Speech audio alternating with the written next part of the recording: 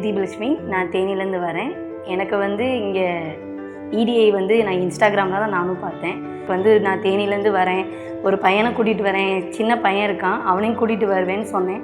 இல்லை வாங்க, கூட்டிகிட்டு வாங்க, பரவாயில்ல, நல்ல சேஃப்டியான இடம் தான், உங்களுக்கு ஹாஸ்டல் ஃபெசிலிட்டிஸ் வச்சு கொடுக்குறோம் அப்படின்னு தான் சொன்னாங்க. நான் உண்மையிலே நம்பவே இல்லை. ஆனால் இங்கே நான் இறங்குற வரைக்கும் ஓடிக்கிட்டே தான் இருந்துச்சு. வந்த பிறகு இங்கே பார்த்தா கவர்மெண்ட் தான் நடத்துது. கண்டிப்பாக சொல்கிறேன், இதை நான் நம்பாமல் வந்ததுக்கும் இங்கே இறங்கி நான் நம்பினதுக்கும் நிறைய டிஃப்ரென்ஸ் இருக்குது. நான் தேனியிலேருந்து வர்றதுனால எனக்கு அங்கே கிளாஸ் சரியாக கன்வெர்ட் பண்ண மாட்டாங்க. இப்போ நான் கிளாஸ் பண்ணணும் அப்படின்னா அவங்க இல்லை, டைம் இல்லை, இப்படியே சொல்லிட்டு இருந்தாங்க. இங்கே நம்ம கற்றுக்கிட்டு நம்ம அங்கே போனோம்னா என்ன மாதிரி நிறைய லேடிஸ் எங்கள் ஊர்லேயும் இருக்காங்க. இந்த மாதிரி ஆப்பர்ச்சுனிட்டிலாம் அவங்களுக்கு கிடைக்காது. நம்ம கற்றுக்கிட்டு போய் நம்ம 4 பேத்துக்கு சொல்லி தரணும்.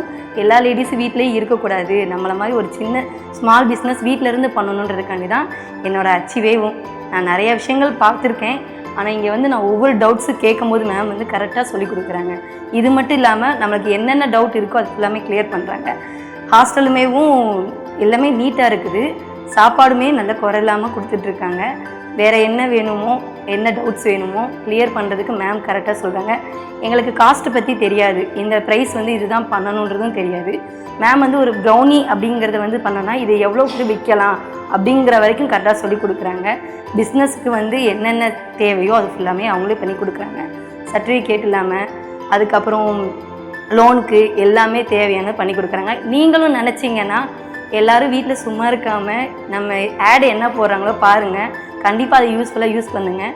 நாளைக்கு அது நம்மளுக்கு இப்போ இல்லைனாலும் பின்னாடி நம்மளுக்கு யூஸ் ஆகும். நார்மலாக வீட்டில் இருக்கோம், இந்த வேலையை பார்த்தா ரொட்டீனாக முடிஞ்சிரும்னு நினைக்காதீங்க. உமன் தான் பிஸ்னஸுக்கு அடுத்தடுத்து கொண்டு போகிற ஒரு ஸ்டெப்பாக இருப்போம். நீங்கள் என்ன மாதிரி இருந்தீங்கன்னா நீங்களும் கொஞ்சம் வெளியே வாங்க, அதை பயனுள்ளதாக யூஸ் பண்ணிக்கோங்க.